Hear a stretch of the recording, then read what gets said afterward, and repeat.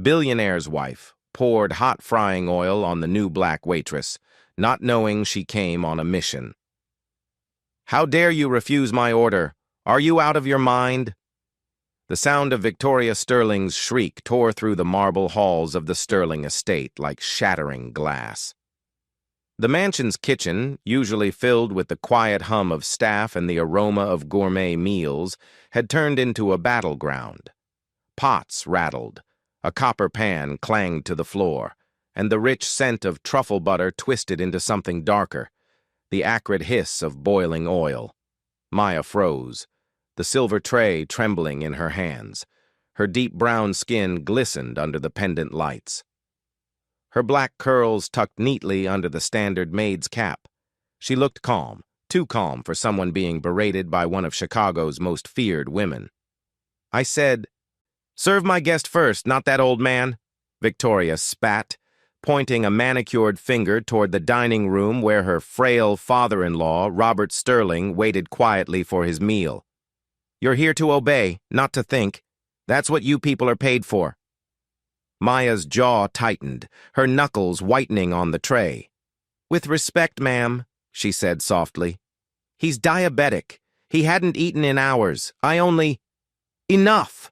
Victoria's voice cracked like a whip. "You think you can correct me? In my house?" The kitchen staff froze mid-motion. No one dared breathe. A few of them, younger maids from Alabama and Cleveland, exchanged terrified glances. They'd seen Victoria's temper before, but never like this. Victoria stepped closer, her silk robe brushing the tiled floor, her perfume cutting through the air like poison. "You're new here, aren't you? Fresh from the agency. Well, let me educate you, sweetheart. Here, my word is law." Maya didn't move. Her heart pounded, but her eyes, steady, intelligent, piercing, stayed fixed on Victoria's face. "With all due respect, Mrs. Sterling," she said, her voice calm but unyielding, "I took an oath to serve with integrity. That means protecting life first." For a heartbeat, silence hung heavy in the kitchen. Then Victoria's fury ignited. "You dare lecture me in my own home?" she hissed, her voice trembling with rage. She reached for the skillet beside her, still bubbling with boiling oil, and without a second thought, hurled it toward Maya. A collective scream filled the air. The sound of searing oil meeting skin was instant and horrifying. Maya's body jolted back, the tray clattering to the floor as she let out a muffled cry. Steam rose. The kitchen erupted in chaos. Maids screamed. Cooks rushed forward with towels. Someone shouted for help. Victoria stood frozen for a split second, her chest heaving, eyes wide, not in remorse, but in triumph. "That'll teach you," she muttered coldly. Maya collapsed to the floor, clutching her face and neck, her right hand trembling as it pressed something small and metallic against her chest. It glimmered under the fluorescent light. A microchip, no larger than a coin. "Call 911, shouted one of the chefs, kneeling beside her. "Now!" Maya's lips quivered, whispering something no one could make out. Her eyes rolled back, and she went still. Victoria's husband, Nathan Sterling, billionaire CEO of Sterling Enterprises, rushed into the kitchen moments later, his face ashen. "What the hell happened here?"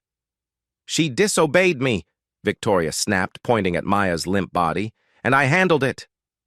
Nathan stared at the scene, the spilled oil, the terrified staff, the faint smell of burning flesh, and his expression twisted in horror. No one in that kitchen knew that Maya wasn't just a waitress. She was a National Crime Bureau detective working undercover to expose the billion-dollar fraud ring running through the Sterling Empire. And even as she lay unconscious on that cold marble floor, her mission was far from over. Weeks earlier, Maya had entered the Sterling household under disguise. A detective with the National Crime Bureau, she'd come to expose a fraud and murder ring connected to Sterling Enterprises. Hidden microphones, secret recordings, and coded chips were her weapons. But the job turned deadly the moment Victoria lost her temper. It all began one chilly Tuesday morning when Maya stepped out of a black sedan parked across the street from the towering glass mansion in Lake Forest, Illinois. She looked like any other newly hired domestic worker.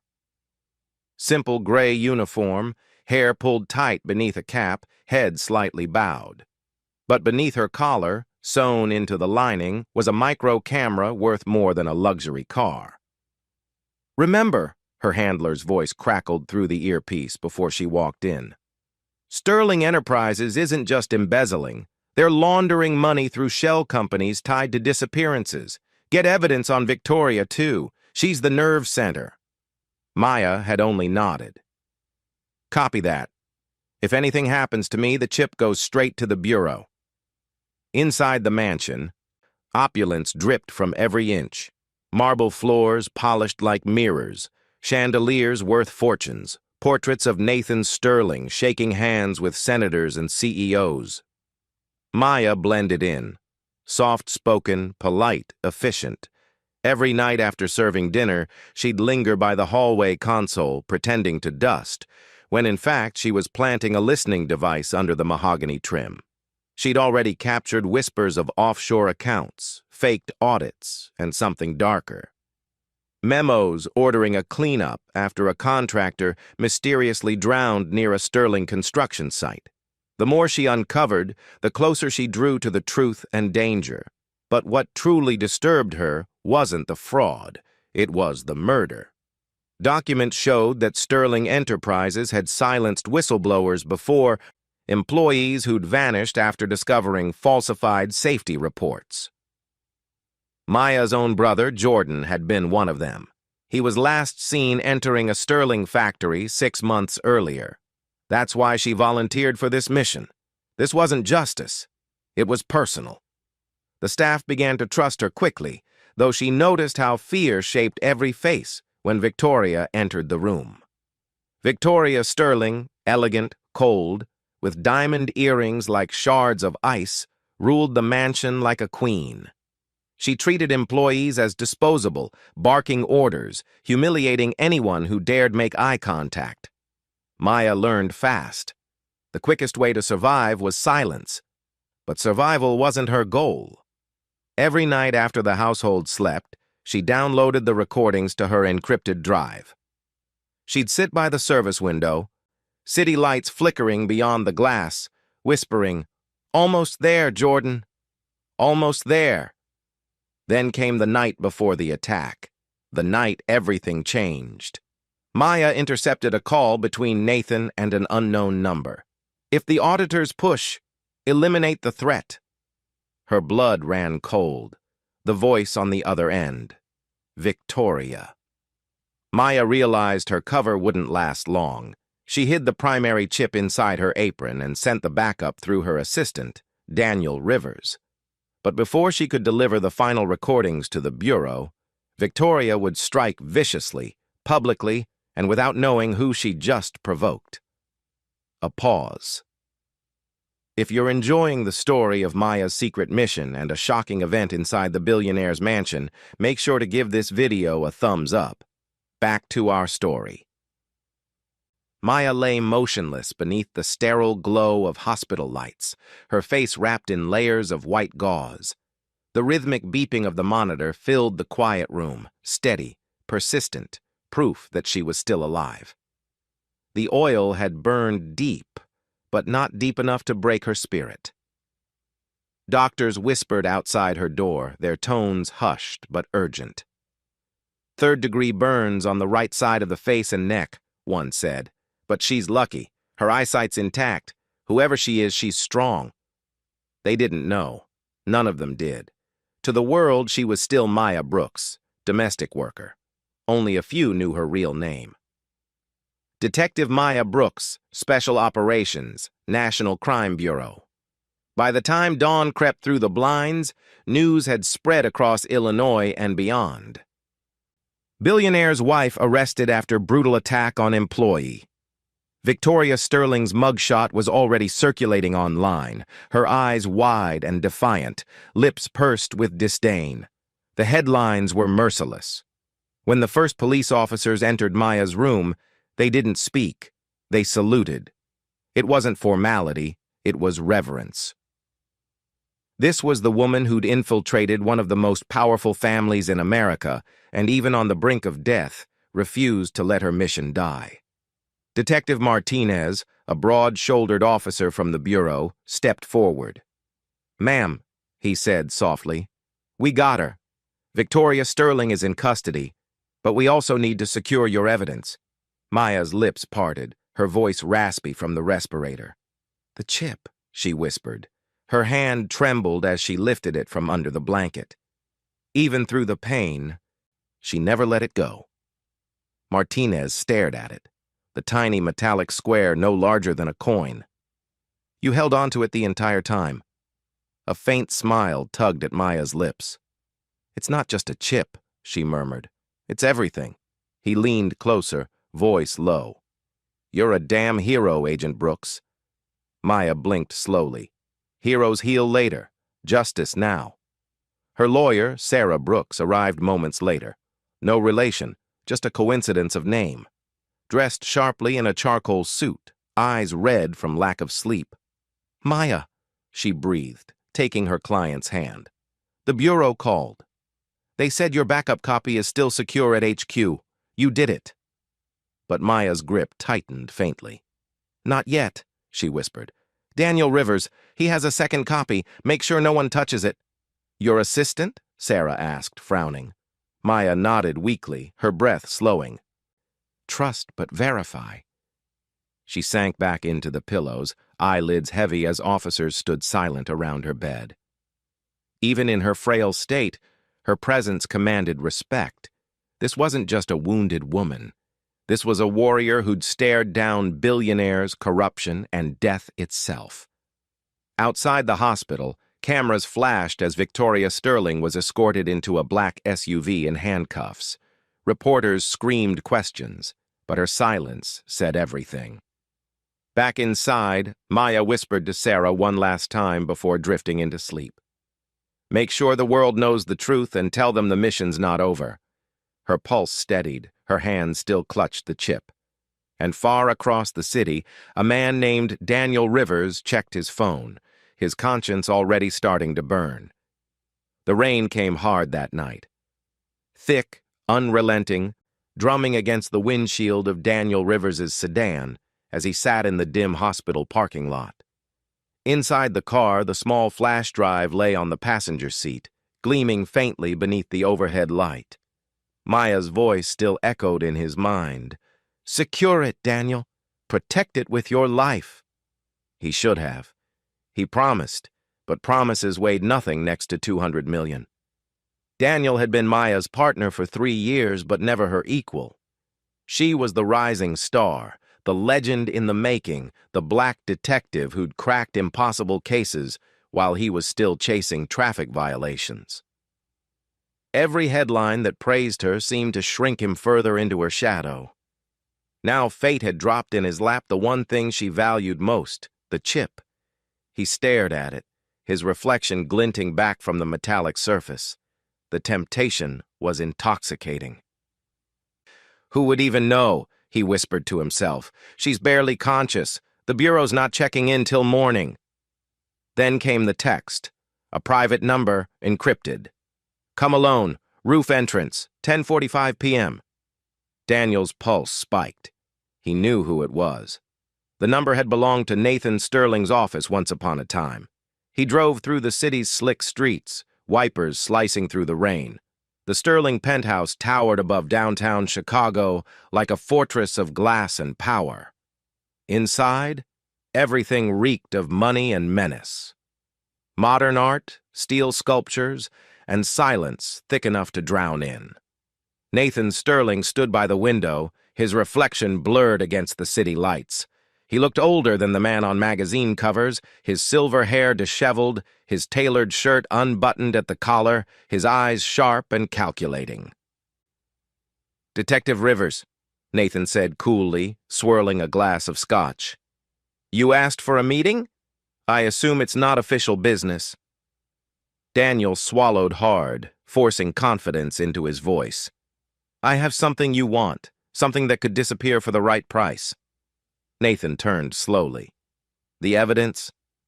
Daniel nodded, sliding the flash drive onto the marble counter. The Bureau doesn't have the final chip yet. Maya trusted me to guard it, but I'm willing to ensure it never reaches them. Nathan's eyes darkened. And what do you want in return? 200 million wire transfer. Clean offshore. For a long moment, the only sound was rain against glass. Then Nathan chuckled low and bitter. You Bureau men are more predictable than the stock market. He walked to a sleek black safe, entered a code, and pulled out a briefcase. Inside, stacks of cash gleamed like temptation itself. Half now, half after I see proof. Daniel hesitated, then pressed play on his laptop. The screen showed Maya's hidden recordings, Nathan's voice ordering payouts, Victoria's threats, the falsified audit reports.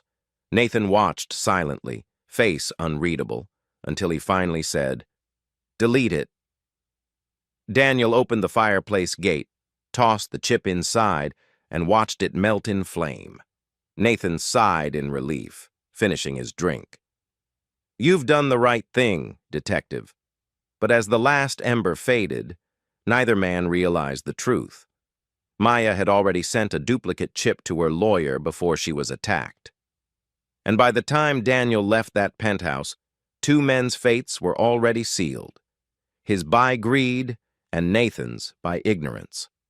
The penthouse suite sat high above the sleepless city. Its floor-to-ceiling windows drenched in the orange shimmer of streetlights. Rain slid down the glass like liquid fire, reflecting off Nathan Sterling's cufflinks as he leaned over his laptop. The transfer window blinked on screen. $200,000 USD offshore, encrypted, untraceable. He clicked send. Across from him, Daniel Rivers stood with his coat half damp, the air around him thick with cigarette smoke and guilt. The faint crackle of the fireplace filled the silence as he reached into his jacket pocket and pulled out the chip. Small, metallic, harmless to the untrained eye. But they both knew it held the kind of evidence that could dismantle dynasties. Nathan turned, his voice smooth as aged whiskey. 200 million for peace of mind. A fair trade. Wouldn't you say? Daniel's fingers trembled slightly as he rolled the chip between them. He tried to steady his breath. Once this is gone, there's no trace, no copy, no risk. Nathan gave a faint, tired smile. Then do it. Daniel took a step closer to the fireplace, the glow of the flames painting his face in shades of betrayal. He hesitated only a second, then tossed the chip into the fire. It landed with a faint clink against the iron grate, then began to soften, warp, and finally melt, its digital soul dying in bursts of blue and gold sparks. Nathan exhaled, shoulders sagging as if a decade of fear had left his body. No one will ever touch me now, Daniel murmured, almost like a prayer. For the first time in weeks, Nathan's lips curved into a smile. Good man, Rivers. You just saved an empire. The room went quiet except for the low roar of the flames and the steady hum of the city far below. Nathan poured 2 glasses of scotch, sliding one across the marble counter. 2 endings, he said. Daniel accepted the glass, forcing a smirk as he downed the drink. But the taste sat bitter on his tongue. Something about the silence felt wrong, too final, too heavy. Nathan stared into the fire, the orange glow flickering across his face. She was a fool, he muttered. All that bravery wasted. You can't fight men like me. You play with power. You burn. Daniel didn't reply. He simply nodded, pocketing his phone with a transfer confirmation blinked. His heart pounded, not from guilt, but from the sheer dizzying realization that he was now richer than he'd ever dreamed. Yet, as he turned toward the elevator, a strange unease crawled beneath his skin. He didn't notice the tiny red light blinking from the corner of Nathan's own surveillance camera, recording every word, every gesture. footage Maya had predicted he'd take. Outside, thunder cracked over Chicago as the elevator doors closed behind Daniel. Inside the suite, Nathan Sterling stood before the dying fire, whispering, "It's over." But it wasn't, not even close, because Maya Brooks had always known what greed could do to men like them, and she planned her mission 3 moves ahead. 2 days later, the hospital room smelled of antiseptic and rain-soaked air drifting in through a cracked window. Maya sat upright for the first time since the attack, her face still bandaged, but her eyes sharp and steady, betraying not an ounce of weakness. The television played low in the background, looping coverage of Victoria Sterling's arraignment, the world still buzzing over the scandal. The door creaked open. Daniel Rivers stepped in quietly, carrying a small bouquet of lilies. His expression was carefully painted with guilt, his voice hushed and remorseful. "Maya," he said softly, "you look better than I expected." She turned her head slowly toward him. "I've had worse," she murmured, voice raspy but controlled. "Did you secure the evidence?" Daniel hesitated, setting the flowers on the bedside table. He let out a long, heavy sigh, the kind rehearsed a dozen times in his car mirror before coming in. I lost it." Maya's brow lifted slightly. "Lost it?" "Yeah." He rubbed his palms together nervously. "There was a mix-up when I was transferring it. I thought I had a backup. But it must have been corrupted. I am sorry, Maya." Her calm stare didn't falter. If anything, her stillness made the room colder. "You lost a federal exhibit worth billions in truth." Daniel forced a weak smile. "We'll rebuild the case. We still have your testimony and the Bureau has fragments." Maya cut him off, her tone soft but deadly precise. "Daniel, look at me." He did reluctantly. Her eyes, dark, unwavering, searched his face. "You're lying." He flinched. "Excuse me?" "You're sweating," she said, her voice measured, almost curious. "You do that when you lie. I've worked with you 3 years. You tell on yourself before you open your mouth." Daniel's throat tightened. "Maya, please." But she was already reaching for her phone. "Sarah?" she said when her lawyer answered, her tone suddenly crisp, professional. "Confirm that the secondary copy in your custody is sealed." A pause. Then a nervous stammer from the other end. Yes, Maya. It's here. Still encrypted, still untouched." "Good," Maya said, her gaze never leaving Daniel. "I'll need it delivered under federal escort within the hour." When she ended the call, silence filled the room. Only the heart monitor's rhythmic beeps echoed. Daniel shifted on his feet, trying to mask his panic. "Maya, listen, I didn't mean—" "You meant every bit of it," she interrupted, her tone now cold steel. "You thought I'd be too broken to notice, but I never keep all my evidence in one place." He swallowed hard. "You set me up." "I tested you," Maya replied, leaning back against her pillow, "and you failed spectacularly." Daniel's face drained of color. "You can't prove—" "Oh, I don't have to," she said quietly. "Because you just did." She turned her gaze toward the window, the faintest smile playing on her lips. "My trap worked." As Daniel stormed out, pale and trembling, the officers outside the door exchanged knowing glances. The net was tightening, and Maya Brooks was still in control. 3 weeks later, the soft chime of the elevator doors echoed through the National Crime Bureau's Chicago office. Agents looked up from their desks as Maya Brooks stepped out, scarred, steady, and sharper than ever. Her right cheek still bore the faint trace of burns, but the fire in her eyes burned brighter than the day she'd gone undercover. The office erupted in quiet applause. Detective Martinez met her at the door, holding out a folder thick with documents. "Welcome back, Agent Brooks. You've caused quite a storm." Maya gave a faint smile. "Good. Storms wash filth away." She moved straight to the glass conference room where her team waited, half a dozen agents, analysts, and her lawyer, Sarah Brooks. On the screen behind them glowed the words, Operation Iron Shield, the code name for Sterling Enterprises. Maya placed both hands on the table. We have what we need. Every witness, every record. Daniel's betrayal only helped us trace the real money routes. Sarah nodded, sliding over a file. We subpoenaed his offshore account. The $200 million transfer came directly from one of Nathan Sterling's subsidiaries. Maya leaned back. Perfect. That's our smoking gun. Across town, Daniel Rivers was living the high life. Champagne in Monaco, a new penthouse in Miami, tailored suits from Milan. He spent the stolen money as though guilt didn't exist. But behind the scenes, the Bureau Cyber Unit tracked every transfer, every fake name, every cryptocurrency hop.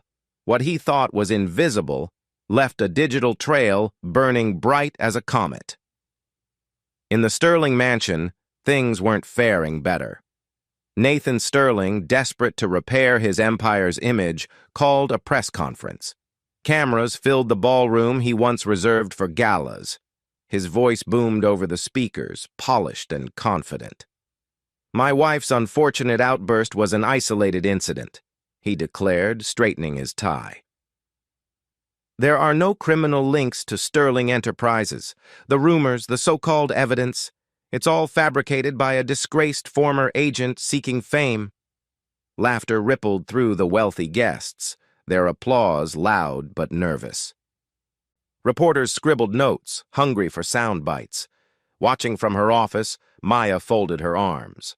The press conference played on every screen. Her team's chatter faded as she studied Nathan's smug face. He really thinks he's won, Sarah muttered. Maya's eyes narrowed. Let him. Pride always walks before the fall. She turned to her team. Tomorrow we move. I want warrants signed before sunrise. Every asset frozen, every account traced. I want his entire house of cards to collapse in front of those cameras. Detective Martinez grinned. You sure you're ready for round two? Maya met his eyes. I was born ready. As the press conference ended, Nathan Sterling raised his glass for the cameras, smiling as if invincible. Somewhere in the city, Daniel Rivers lounged on a yacht, watching the same broadcast, laughing into his phone. Neither man knew that every word, every dollar, every lie was already logged in Maya's file, marked Final Strike. And by dawn, both would wish she'd stayed in that hospital bed. The federal courthouse in downtown Chicago buzzed with tension that morning. Cameras flashed outside like lightning as journalists swarmed the marble steps. Inside, the air was electric. Nathan Sterling versus the state of Illinois. A trial that had already captivated the nation. Billionaires, senators, and corporate giants sat shoulder to shoulder, pretending not to sweat. At the defense table, Nathan Sterling looked untouchable. His silver hair was perfectly styled, his navy suit crisp, his smirk unshakable. The world saw a titan, not a man under siege. He glanced across the courtroom at Maya Brooks, seated calmly at the prosecutor's table, bandages faint against her deep skin. When the judge entered, the murmurs died. Proceed, the judge said, her tone firm. Nathan stood, buttoning his jacket with exaggerated grace. Your Honor, he began. This entire case is a farce, a witch hunt led by a bitter woman who couldn't handle her assignment. She's exploiting her gender, her race, and her scars to win sympathy. But sympathy isn't evidence. Laughter bubbled from his supporters in the gallery. Maya didn't flinch. Nathan's attorney, sleek and smug, gestured toward her. Miss Brooks, you claim to have proof of my client's alleged crimes. Yet, as we all know, the so-called chip was destroyed. Do you have anything tangible to show this court? Maya rose slowly. Her movement silenced the room. Even Nathan's smile faltered for a fraction of a second. She reached into her briefcase and pulled out a small silver device, sleek, unmarked, humming faintly with life. "Mr. Sterling?" she said softly, her voice carrying through every corner of the courtroom. "You asked where my proof is. Allow me to show you." The bailiff brought the screen to life. Maya inserted the chip. A second later, the speakers crackled, and then came Nathan's voice. "Move the funds to the Cayman account under Apollo Trading." Then Victoria's voice followed, sharp and venomous. "Make sure that journalist doesn't wake up this time, and if that black maid gets in my way again, I'll handle her myself." Gasps rippled through the courtroom. Cameras clicked. Pens froze mid-note. Maya tapped the screen again. Images appeared. Internal memos, falsified reports, secret offshore accounts, and then the final blow. Video footage from the Sterling penthouse security feed showing Daniel Rivers handing Nathan the bribe money, the chip glowing in his palm. The gallery erupted in chaos. Reporters shouted, flashes exploded, and Nathan's confident mask cracked. His hands trembled as he reached for his glass of water. "You! How?" he stammered, face draining of color. Maya's tone was calm, precise, devastating. "You destroyed the wrong chip, Mr. Sterling. You bought silence from a traitor, not justice from me." Nathan's breath quickened. He clutched his chest, stumbling backward as guards rushed forward. The room froze in horror as the billionaire who once mocked the law collapsed against his table, gasping for air. Maya didn't move. She simply whispered, "That's not my doing, Your Honor. That's guilt." And for the first time in his empire's history, Nathan Sterling was powerless. Chaos thundered through the courtroom like a storm breaking loose. Reporters shouted over one another. Camera flashes strobed against the marble walls, and the sound of gavel strikes barely contained the madness. Nathan Sterling, pale and trembling, tried to stand, his voice cracking through the uproar. I paid him," he shouted, eyes wild, sweat pouring down his temples. "I paid your assistant $200 million to destroy that chip." The room went dead silent. For a moment, even the air seemed to stop moving. Maya's gaze sharpened like glass. "You paid who?" she asked, her tone calm but lethal. Nathan's trembling finger pointed across the room toward Daniel Rivers, seated 2 rows behind the prosecution bench, his face frozen in terror. Gasps swept through the crowd. The judge leaned forward. "Is that true, Detective Rivers?" Daniel stammered, voice breaking. "He's lying. He's trying to save himself." But before he could finish, Maya signaled to Detective Martinez, who strode to the evidence table and lifted a thick file. "Your Honor," Martinez said, "we've obtained a full wire transfer record from Sterling's subsidiary account. Direct payment to Daniel Rivers's Cayman portfolio time-stamped the night the chip was destroyed."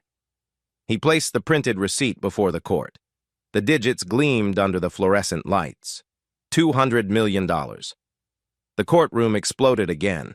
Gasps, cries, murmurs. One reporter fainted. Cameras zoomed in on Daniel's crumbling face as the color drained from his cheeks. Maya stepped forward slowly, voice calm and resonant. "You didn't just sell me out, Daniel. You sold out every whistleblower who ever trusted this bureau. You traded justice for a number on a screen." Daniel's voice cracked. "Maya, please, I didn't mean for it to go this far. He threatened me." "No," Maya said, cutting him off. "He tempted you and you said yes." Nathan's breathing grew ragged, his tie hanging loose as guards tried to steady him. I had no choice," he muttered, shaking his head. "They were going to ruin me. I built this empire." The judge's gavel slammed down, silencing the chaos. "Mr. Sterling, Mr. Rivers, you are both under arrest for obstruction of justice, conspiracy, bribery, and destruction of federal evidence." Victoria Sterling, seated at the defense table, burst into sobs, mascara streaking down her face. "You promised me it would go away," she screamed at Nathan. "You said she'd never come back." Nathan turned toward her, hollow-eyed. "You poured the oil, Victoria. You started this." As marshals moved in, Daniel tried to bolt, only to be seized by two officers and dragged from the courtroom, shouting, "You don't understand. I did it for us." His words vanished under the roar of the crowd. Cameras caught every second. The billionaire's collapse, his wife's wails, his assistant's downfall. By evening, every news channel in America played the footage on repeat. The fall of the Sterlings. Maya sat quietly, hands folded as the once mighty family that had mocked her dignity now crumbled before flashing cameras. Justice had finally arrived, slow, heavy, and absolute. Weeks later, the world watched as Maya Brooks walked onto the grand stage of the Federal Justice Hall in Washington, D.C. The air shimmered with flashbulbs, applause, and reverence. Dignitaries lined the front row, judges, senators, officers, journalists, all gathered to witness the woman whose courage had toppled an empire. She moved slowly, but gracefully, her tailored navy suit framing the faint scars along her cheek. Her hair, pulled back neatly, caught the glow of the overhead lights. The nation had come to know her name, her face, and her fire. They called her the Iron Detective. The announcer's voice echoed through the hall. For unparalleled bravery, integrity, and sacrifice in service of justice, the National Crime Bureau proudly awards Special Agent Maya Brooks the Medal of Honor for heroic service. Applause thundered as the medal was placed around her neck. Cameras zoomed in on the gleam of gold resting against her dark blue uniform. She closed her eyes for a moment, just long enough to remember the pain, the betrayal, the burns that still ached beneath the fabric. But she also remembered her brother Jordan and the promise she'd whispered in the quiet of the night. "Justice will have your name on it." When she finally stepped to the podium, the room fell silent. "Justice," she began, her voice steady, low, and resonant, "isn't about power. It's about persistence. It's about standing tall, even when the world tells you to kneel." Her gaze swept the audience, her words cutting through the air like truth made flesh. "I was a maid, a waitress, a nobody in the eyes of those who thought money could buy silence. But I learned something. Truth burns hotter than oil, and when it catches fire, it purifies everything in its path." The crowd rose to their feet. Reporters scribbled furiously, trying to keep up with every word. Maya looked toward the rows of young women in uniform seated near the back, cadets, rookies, dreamers. "To every woman who's ever been underestimated," she said, voice trembling slightly, "this medal belongs to you.